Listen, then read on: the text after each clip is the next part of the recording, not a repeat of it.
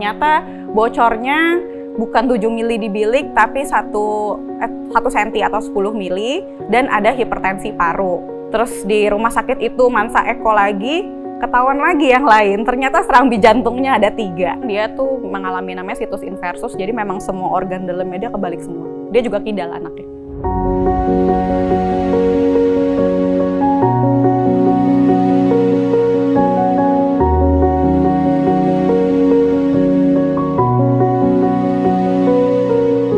Halo, nama saya Olga. Saya adalah ibu dari 1 anak yang merupakan penyintas dari kelainan jantung bawaan.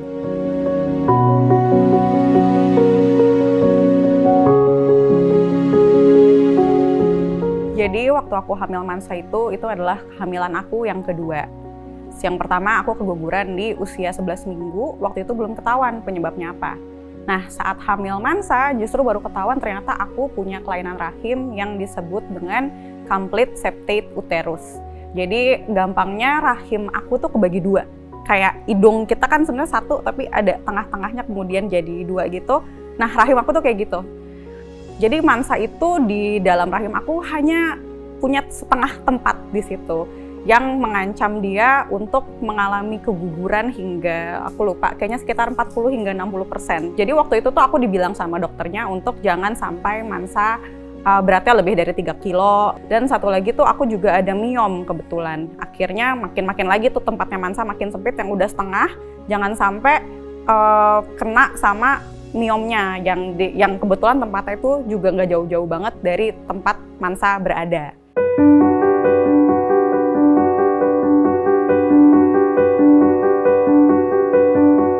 Jadi waktu aku sudah melahirkan, kurang lebih semingguan setelah Mansa lahir, itu aku setiap malam aku sesak nafas sampai saturasiku tuh 60. Kira aku pergi ke dokter paru, aku diminta untuk ronsen. Wah, saat di ronsen ternyata jantungku sudah bengkak sekali. Dan pas aku eko, ternyata fungsi jantungku itu udah turun banget, yang harusnya minimal sekitar 72%, aku itu cuma 30% pas itu. Dan dikatakan ini namanya adalah peripartum cardiomyopathy, yaitu adalah pembekakan jantung yang dialami oleh ibu-ibu. Nah, biasanya itu terjadinya tuh udah ada di trimester ketiga, udah ada ciri-cirinya kayak tekanan darah tinggi dan segala macam, tapi aku tuh sama sekali nggak ada gejalanya.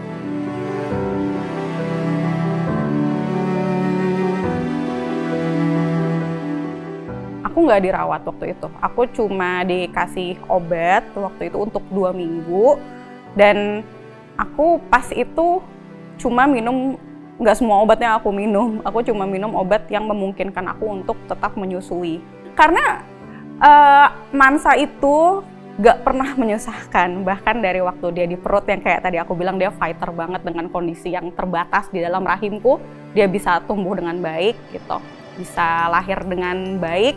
Terus ketika menyusui itu aku tuh nggak pernah mengalami yang susah gitu, yang puting sakit lah, yang pelekatan nggak bagus, itu tidak pernah aku rasakan sama sekali. Jadi menyusui itu tuh buatku adalah sesuatu yang sangat menyenangkan, dan Mansa nggak pernah bikin aku begadang gitu. Jadi sebenarnya tuh proses aku mengasuh newborn, mengasuh Mansa itu tuh sangat-sangat mudah gitu, nggak ada keluhan apapun. Makanya aku tidak mau melewatkan hal itu karena sakitku. Akhirnya aku dengan menguatkan hati dan minta dukungan dari suamiku, aku mau minum obat yang aman-aman aja, dan dia mengiyakan. Dan ya udah, aku alhamdulillah sekarang udah sembuh sepenuhnya.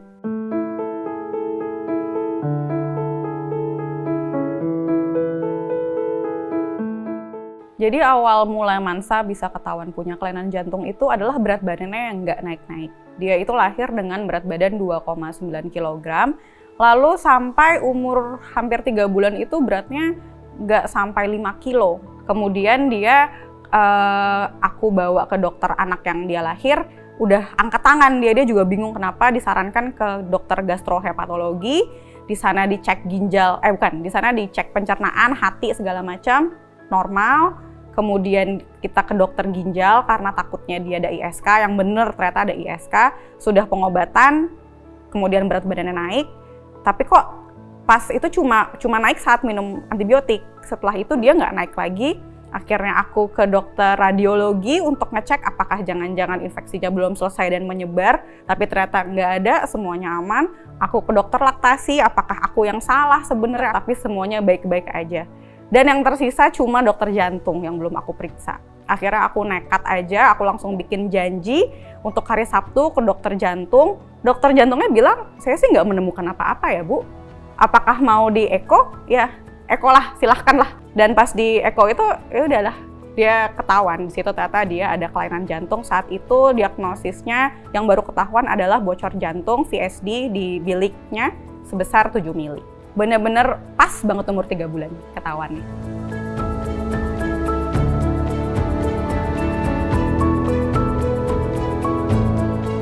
Nah, setelah ketahuan itu, tentu dia diminta untuk kontrol rutin. Ternyata bocornya bukan 7 mili di bilik, tapi 1 cm atau 10 mili. Kemudian ada bocor lagi di tempat lain, nama kelainannya tuh PDA, itu besarnya sekitar 2 mili, dan ada hipertensi paru. Nah, hipertensi paru ini juga bikin dokter-dokternya heran, karena anak dengan hipertensi paru harusnya saturasinya tuh di bawah 90, 80-an lah. Tapi Mansa itu saturasinya 94 ke atas, sampai-sampai dokternya ngerasa alatnya salah gitu. Jadi akhirnya tambah lagi lah obatnya saat tahu ada hipertensi paru itu. Kemudian dirapatin sama dokternya, ini bisa langsung dioperasi nggak gitu. Ternyata nggak bisa, harus kateter dulu. Terus di rumah sakit itu Mansa eko lagi, ketahuan lagi yang lain. Ternyata serambi jantungnya ada 3. Ya harusnya serambi jantung itu kan normal kan ada 2 kan, kanan kiri, bilik kanan kanan kiri. Ternyata Mansa serambi jantungnya ada 3. Itu ketahuan lagi yang lain. Aku udah kayak oke. Gitu di situ. Terus sudah dia boleh kateter dan dia sudah mengikuti kateter di bulan Agustus. Cuma hasilnya salah ketik. Itu bener-bener drama yang bikin dokter jantungku itu heboh banget karena hasil yang ditulis di laporannya itu adalah hasil yang tidak mungkin dialami oleh anak seusia Mansa gitu katanya. Akhirnya diminta ini harus kateter ulang. Udah kamu pindah rumah sakit aja. Ya udah akhirnya aku urus lagi semuanya dari awal gitu. Aku di situ bener-bener apa ya? Di satu sisi aku sebel karena kateter itu kan ada risikonya tersendiri ya gitu. Terus ini jadi masalah hanya karena salah ketik karena kecerobohan seorang nakes gitu. Tapi ya aku nggak bisa ngapa-ngapain juga dan aku nggak mau gambling gitu untuk kayak kan udah dibenerin gitu. Aku nggak bisa kayak gitu. Terus ya udahlah akhirnya aku ngurus lagi semuanya dan dia menjalani kateter lagi baru di Februari awal dia operasi. Dan alhamdulillah berhasil, berat badannya udah bagus, semua baik-baik aja.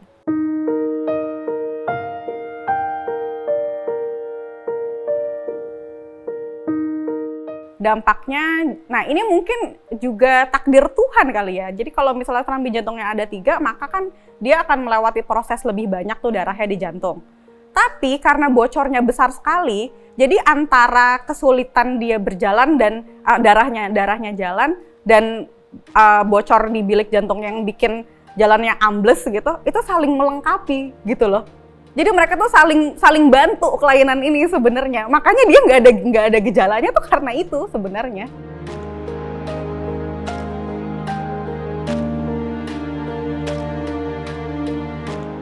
Untuk yang bocor-bocor udah normal, tapi ada satu yang nggak bisa dibenerin, yaitu adalah posisi jantungnya. Jadi posisi jantungnya Mansa itu, kalau kata dokter bedahnya setelah dia selesai operasi Mansa, saya udah pernah operasi ribuan anak. Baru kali ini saya ketemu anak yang jantungnya kepelintir di tengah dan hadap ke kanan. Jadi kalau dia eko, kalau anak lain mungkin jantungnya di sini, Mansa itu eko harus dari bawah. Karena jantungnya dia ada di tengah-tengah dadanya dia. Itulah yang bikin dia disarankan nanti ketika dia gede jangan ikut bela diri. Karena takutnya ya kan kalau berantem kan mikir mau mukul ulu hati gitu kan mikirnya. Tapi ternyata itu jantungnya di atas situ. Gitu, itu emang nggak bisa dibenerin sih.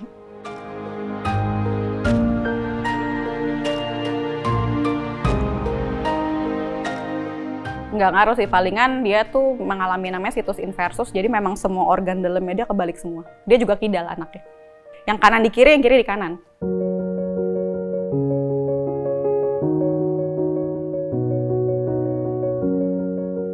Kalau menghadapi itu, aku aku merasa aku tidak punya pilihan lain selain tenang dan ngadepin ini semuanya dengan kepala dingin gitu. Aku nggak punya waktu untuk sedih-sedihan atau marah gitu ya. Sempet sih ada marahnya, marah dalam arti aku kenapa harus aku sih, ya biasalah kayak gitu. Tapi aku pikir lagi sih, lingkunganku sangat mendukung aku untuk menyembuhkan anak ini gitu. Dukungan yang aku terima baik dari keluarga, dari kantor, dari teman-teman aku semuanya, dan bahkan anakku sendiri yang nggak pernah menyusahkan. Aku ngerasa ya udah, ini cuma minus dari segitu banyak hal positif yang ada gitu. Toh bukan yang nggak ada solusinya kan?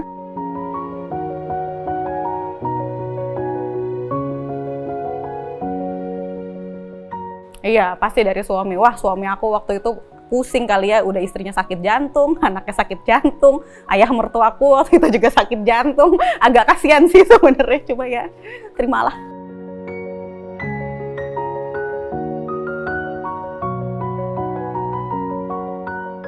Sekarang udah baik-baik aja alhamdulillah. Palingan tetap harus ada kontrol tahunan karena kan kemarin pas operasi itu kan ada risiko kayak si katup jantungnya itu agak-agak longgar lah gitu dibanding jantung yang normal, tapi ya itu nggak apa-apa sih. Alhamdulillah sih Mansa pun tumbuh kembangnya tuh tidak pernah ada yang terlambat.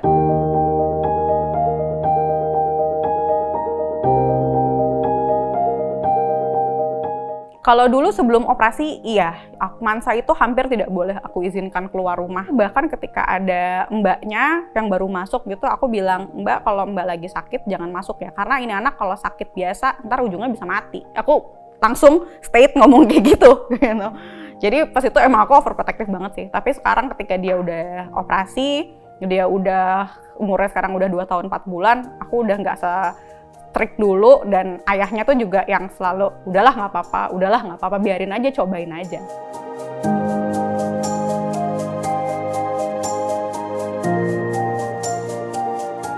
Paling berat itu adalah waktu Mansa mau turun dari ICU ke intermediate ward. Jadi waktu itu dia diantar sama susternya, terus aku jalan ke depan dia, Mansa.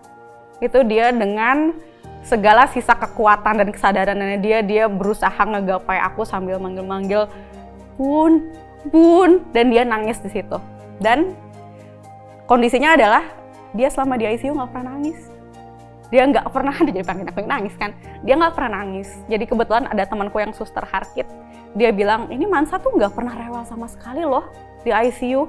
Dan begitu juga di intermediate tuh dia nggak pernah. Tapi ketika dia ngelihat aku, akhirnya dia nangis di situ. Dan itu juga akhirnya aku mau nangis. Setelah selama perjalanan aku nggak pernah mau nangis.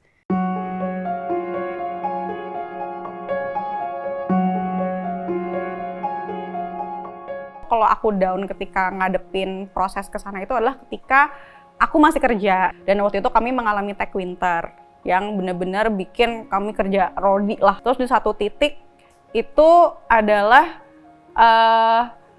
anak aku nangis, pengen tidur sama aku. Dia nangis sampai sesak nafas. Itu pertama kalinya Mansa sesak nafas. Dan di situ aku langsung nggak bisa nih. Aku langsung chat HR-ku, Mbak, aku mau resign, aku resign Senin aja. Aku diomelin sama banyak orang, kamu nggak boleh egois, kamu nggak kerja. Karena kebetulan saat itu tuh emang suamiku lagi nggak kerja kan, gitu. Terus kakak aku bilang, nggak apa-apa dek, kalau buat anak pasti nanti ada rezekinya. Jadi aku akhirnya last day hari Senin, hari Rabu suamiku dapat kerjaan.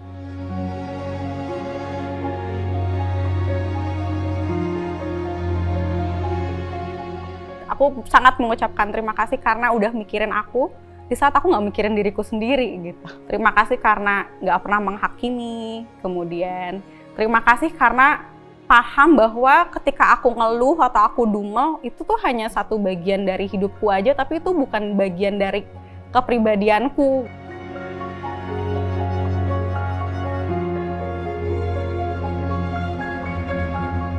Mansa, Bunda dan Abati kasih kamu nama Sahli dengan harapan kamu selalu dimudahkan jalannya. Ingat kan dulu waktu kata dokter, kamu itu bisa ada di rahim Bunda itu dan tumbuh dengan sehat karena yang sebelumnya udah nggak ada itu ngasih jalan buat kamu bisa hidup di situ. rahim bunda itu jadi lebih elastis karena dulu dia ada buat kamu hidup di situ.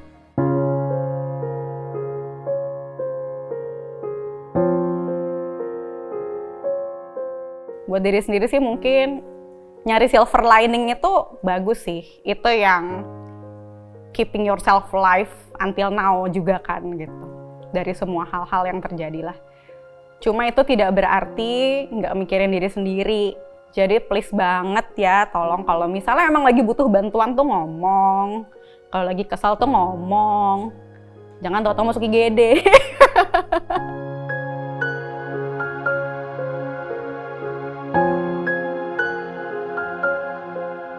Ini perjalanannya bakal nggak enak. Jangan nyerah hanya karena kita khawatir, aduh nanti anakku kalau dioperasi bisa meninggal, bisa apa gitu. Itu kan risiko yang juga akan muncul kalau dia nggak dapat tindakan apa-apa. Jangan sampai anak kita nggak bisa dapat pilihan karena ketakutan kita sendiri.